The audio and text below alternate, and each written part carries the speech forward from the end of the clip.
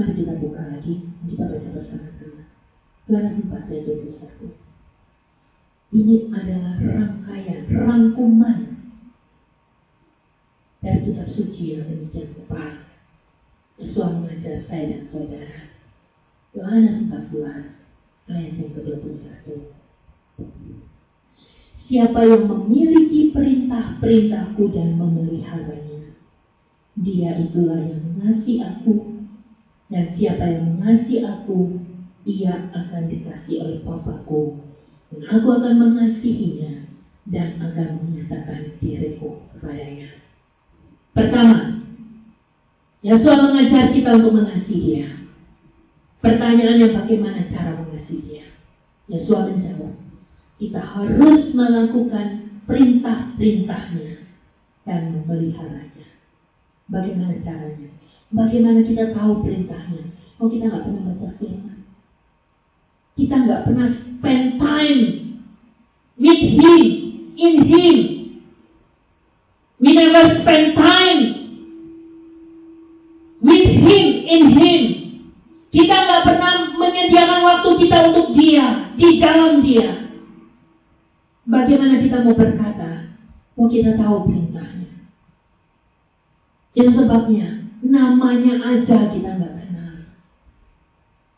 Kita bilang kita menyembah Dia, kita bilang kita mengasihi Dia, tapi kita sudah mengasihi pribadi yang lain. Nah, sebabnya ketetapannya pun kita nggak kenal, ketetapannya pun kita nggak tahu, malah kita melakukan ketetapan pengajaran yang lain. Mari kembali, saudara. Dia ingin kita mengasihi Dia dengan roh dan hati kita. Ini sebabnya Dia akan menyatakan dirinya kepada kita. Pertama, Dia akan tolong kita untuk mengenal namanya, sehingga kita akan menyembah Dia dengan cara yang Dia mau, saudara, bukan dengan cara yang kita mau.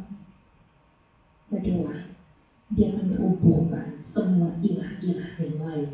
Kita dulu dirikan dari pengajaran yang palsu dan dusta. Kita datang, kita mulai menyembah Dia dengan cara yang Dia mau. Setelah itu, kita akan dibawanya untuk memutuskan hari-hari perayaannya yang Dia tetapkan. Ini berbicara tentang ketika kita sudah membiarkan hidup kita dipulihkan oleh Dia, Dia akan menolong kita untuk menjadi saksinya. Karena ketika kita menguduskan hari-hari Sabatnya, kita menguduskan perayaan-perayaannya, kita sedang masuk di dalam penggenapan firman-Nya. Karena 7 hari perayaan itu merupakan 7 hari pernyataan penggenapan firman-Nya, termasuk hari kedatangan yang kedua kali. Pada saat kita merayakan itu, kita sedang memberitakan kepada dunia pribadi Tuhan kita yang cuma satu-satunya itu, yang telah datang ke dunia ini, turun sebagai domba yang tidak bercacat, yang menjadi juru selamat setiap umat yang percaya kepadanya. Dan baru kita akan masuk di dalam penghormatan akan orang tua yang sesungguhnya, bukan penghormatan orang tua dari pengajaran yang abal-abal. Ya, saudara, saya dulu senyum, ya, lihat anak suaminya, orang tuanya suka minum-minum, karena dia sayang sama orang tuanya, dia beli minuman untuk kasih orang tuanya. Orang tuanya suka ngerokok, dia beli rokok yang paling enak buat orang tuanya. Kita mesti bertobat dari cara menghormati orang tua yang salah. Orang tua nggak benar, orang tua harus terima berita tentang keselamatan, kita nggak berani memberitakan, takut kualat nasihatin orang tua, nggak boleh, saudara. Kita harus berdoa, minta hikmah, supaya kita bukan cuma berdoa untuk keselamatan orang tua kita, tapi kita diberikan roh keberanian untuk menyatakan kebenaran kepada mereka. Demikian juga, mau kita sayang dengan orang yang kita hormati, kita tuakan, kita minta roh hikmat daripada Roh Kudus, supaya kita mampu untuk memberitakan kebenaran itu kepada orang yang kita hormati, kepada orang yang kita sayang. sayangi, kepada orang yang kita sungguh doakan. Ini kebenaran yang harus kita lakukan. Dan kita akan dibawa untuk melakukan kebenaran yang selanjutnya, yaitu hidup di dalam keinginan yang Bapa inginkan. Tidak menginginkan harta orang lain. Ya, kita nggak sirik, nggak dengki. Kita tahu bahwa Yahweh memberikan segala sesuatu sesuai dengan apa yang baik menurut Dia.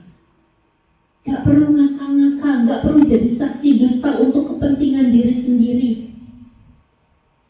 Gak perlu jadi koruptor. Dan banyak hal yang Yahweh mau kasih tahu kepada kita. Ini inti daripada penginjilan. Ini inti daripada kehidupan di dalam roh. Yahweh gak pernah larang kita untuk hidup bersuka cita di dalam kecukupan, bahkan kelimpahan.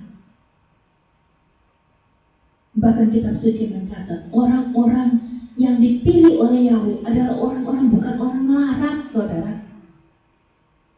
Yahweh terlalu sanggup untuk memberkati dan mencukupkan segala keperluan mereka.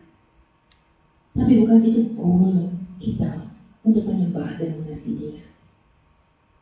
Goal kita untuk menyembah dan mengasihi Dia dan mengenal pribadinya. Sehingga apapun yang terjadi dalam hidup kita gak terganggu, saudara. Kita akan terus setia, kita terus akan berjalan di dalam sukacita dan sukacita. Ini yang Yahweh mau. Sampai bukan manusia yang menilai kita, tetapi Yahweh yang menilai kita.